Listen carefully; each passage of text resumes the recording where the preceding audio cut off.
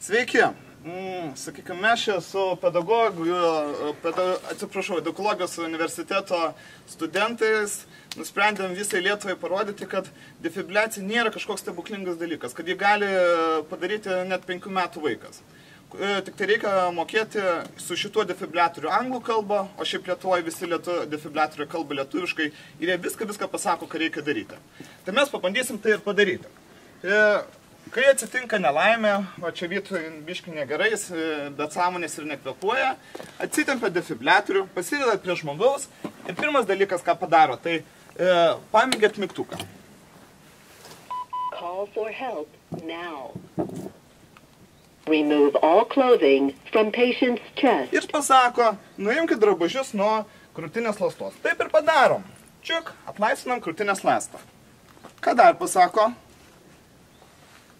Pull red handle to open bag.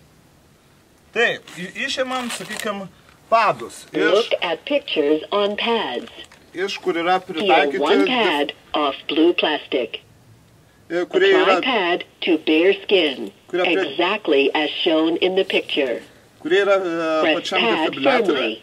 Ir tenai labai puikiai yra Peel parodyta, other pad off blue plastic. kur kokį padą Apply padėti. pad to bare skin, exactly as shown in the picture. Taip ir padarom. Paimam pad ir užkliuojam. Remove all clothing from patient's chest. Uždėjom. Do not touch patient. Sako, dabar pasitraukite. Evaluating heart rhythm. Nustatomas širdies ritmas.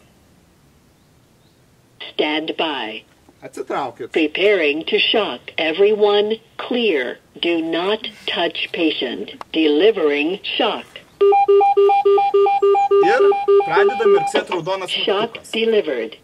Provide chest compression and Normaliai? rescue breath. Normaliai, ne? Все, labai paprasta. Ačiū.